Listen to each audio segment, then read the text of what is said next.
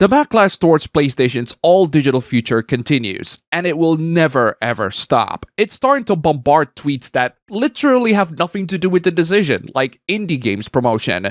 I genuinely feel bad for them. They got community noted like crazy, and no one pays attention to them. The backlash is going to continue. It will keep on going strong as long as Sony keeps on doing this, but as I said before, if Sony is in a way better position than right now, they wouldn't do this dumb move. I also said a while back that PlayStation is bleeding money, but what I should have said more accurately is that they are bleeding profits. It's close to what's happening to Xbox, except Xbox is actually bleeding money now. They only gain 64 cents for every dollar investment, as they explicitly say.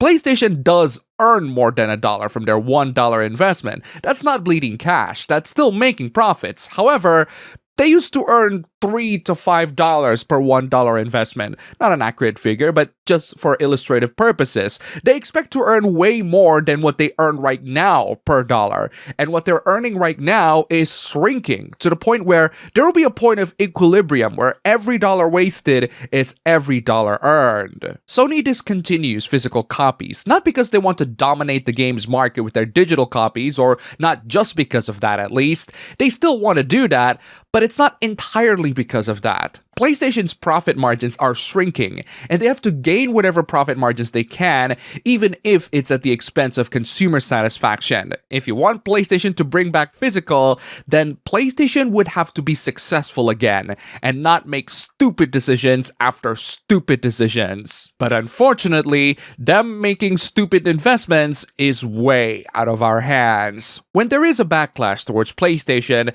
there will always be fanboys that defend them. The backlash against Sony appears to be losing momentum. I don't think so. Even if it's losing momentum, it just means that people are tired of saying the same things over and over again, expecting Sony to change on social media. People don't want to go insane doing that, so they move on. But not to Sony. They move on to something else. As time passes, it seems many players have started to move on. Well, you are correct, they have moved on, except they didn't move on to PlayStation, they moved on to other platforms. That, or they still stick to PlayStation, but they're considering jailbreaking your console so that they can actually own the digital copies that they downloaded, and they don't have to spend money on them. For now, it looks increasingly unlikely that Sony will reverse its decision to phase out physical games. This part is unfortunately true. Sony will not reverse their decision for physical copies, but that's because their profit margins are shrinking. They made terrible investments that do not yield the income that they wanted, and now you must pay the price for that by not getting any physical copies. PlayStation fanboys will do whatever it takes to defend their billion-dollar company. Majority of the people in those comments don't even have these many physicals, and this is nothing! This fanboy is talking about the many people in the comments of Marvel's Wolverine trailer that talks about the lack of physical copies for the games. They're all just pretending. They don't actually have physical copies, so they have no merit in their words. Dude, I used to have way more physical copies of games than what you showed. I used to because I sold them. I don't buy physical copies these days because I don't play on PS4 anymore. I sold the PS4s too. I play mostly on PC these days, and that's only when I do have time to play. Just because I don't buy physical doesn't mean my complaint is any less valid, but sure. If you want to invalidate it, go right ahead. I'll still talk about it, and I won't stop talking about it just because you think my opinion is not valid. The backlash towards PlayStation stopping physical copies have gone so crazy that people are asking the dumbest of things from Sony. I truly hope that Sony pulls a Nintendo and starts cracking down on emulation and piracy. You know what? I agree that they should pull a Nintendo and bring back physical copies, but no. You want them to pull the worst aspects of Nintendo out of spite. Also, someone is clearly not paying attention to the PlayStation homebrew scene. Sony has repeatedly tried to patch whatever vulnerabilities they found on their consoles. Jailbreaking consoles take time and effort to learn and figure out. It's not exactly an easy thing to do, and that barrier of entry is enough to dissuade most people. It's a good day when you piss off broke boys and thieves. Wow, look at this privileged loser looking down on the poor. This is just typical PlayStation fanboy mentality. They don't care that you have a valid complaint, they just want to defend their multi-billion-dollar corporation from those evil, poor people that want to own their games. How dare they, right? And they seriously think that they're the good guys in this conversation. PlayStation removing physical copies doesn't just hit their games, it also hits anime because guess what? Crunchyroll is also owned by Sony, and they're making awful changes to physical anime sales, including delisting more anime titles. Sorry if you're a fan of pseudo time travel shoujo or criminally underrated waifu anime. The Crunchyroll anime store will be dropping much of its stock and transitioning into a brand new shopping experience that will be available exclusively for Mega and Ultimate subscription tier fans. In other words, pay us more money and maybe you'll get the merch. And you wonder why people buy merch somewhere else. They did clarify that fan tier subscribers will still be able to browse their store, but only Mega and Ultimate tier subscribers will have access to new curated experience. In other words, if you're a fan, we will show you the trash merch. If you want to see the good merch, pay us more money. What else can I say in this situation that anyone else hasn't said regarding Sony and PlayStation? We are heading towards an all-digital future where you are not allowed to own the things that you buy. You are only allowed to rent them when they are still available on the service. I'd rather pay for a VPN, browse through the seas, and download the stuff to my own personal NAS. I'll definitely set it up once I move out. This news right here is the biggest threat for the all-digital future. Losing your digital goods. Microsoft removes this guy's account after he tries to get his account back from a hacker. His account includes all sorts of stuff, including games and his son's baby pictures. It's astonishing that not only Microsoft not restore his account, but that someone actually uses OneDrive. For real though, Microsoft restored his account. That's a happy ending for him because he has enough clout to be able to talk about it. No viral, no justice. And because these two are not viral, there's no justice for them.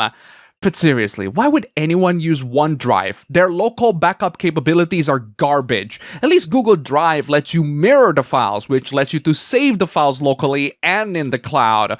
OneDrive just permanently puts all your files in the cloud. Regardless, this is the all-digital future that Microsoft and Sony want for all of us. At this point, if you really want to own digital goods, it is straight up mandatory for everybody to learn how to create their own file server. And I'm actually considering doing that with my HP T620. That mini PC is terrible at modern-day browser-based work, but as a low-power file server, it'd be fantastic. Just because the all-digital future is chosen for us doesn't mean we have to accept it, and a little bit of fight goes a long way. Microsoft loses Brazilian court case after telling hacked Xbox user to repurchase their games. Wait, what? Did Microsoft seriously tell the gamer who lost their account to just rebuy their games? Yes, they did. Wow, such inconsiderate scumbags. Buy the games again? With what money, Microsoft? You took them. Unfortunately, in the digital world of US retailers, we don't actually own the games that we buy. We just buy the licenses, and these corporations can revoke it anytime. And you wonder why people move on to PC or sail the seas, right? Let's end this with one more lawsuit that has nothing to do with games, but it does have everything to do with the platform that you're watching.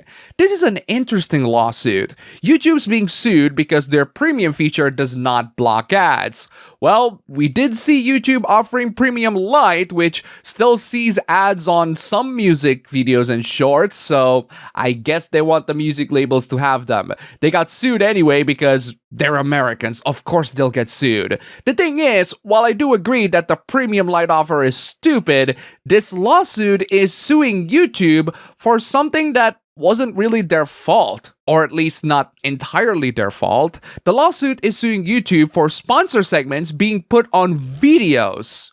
Wait, what? That's not YouTube's fault. That's the YouTubers that put the sponsors there. Not only that, but if you have YouTube Premium like me, you can totally skip the sponsor segments by just tapping a couple times on your screen when you see them and then pick jump ahead. If you're on a browser using ad blockers, you can bypass the sponsor segments too, using extensions or third-party apps. The point is, Premium can totally skip them with a couple of taps. I guess you can make the criticism that they should be skipped automatically, but I really don't think that's worth of a lawsuit. But then again, a lot of lawsuits are not worth the lawsuits. How do you expect us creators to make a living and continue to make videos for you to watch? That's not the viewer's problem. How you earn money from making YouTube videos is entirely on you. YouTube is a highly competitive place, and viewers don't stick to one creator. They stick to several, and if they find out that the content you're making is boring, they're just gonna move on to another creator. They're not gonna wait until you earn money to produce videos. They'll just find someone else who can do it better for you. That being said, sponsored segments on videos is partially on YouTube to blame. They're not supporting their creators so that they're able to earn enough from AdSense. They need to get their own sponsors too. That's why you see them shill shady products, but I don't blame them for doing that. They gotta survive. I blame YouTube for fostering that environment. But hey, at least you can skip them with Premium. That's really good for the creators and the sponsors. Right? And that's all for the video today. Here's a cat. Huge thanks to all the wonderful sponsors this week. You're all fantastic. Don't forget to check out my previous videos here. Click the like button, comment, subscribe, join the YouTube membership, leave some tips, just $1 down below. And thanks for watching.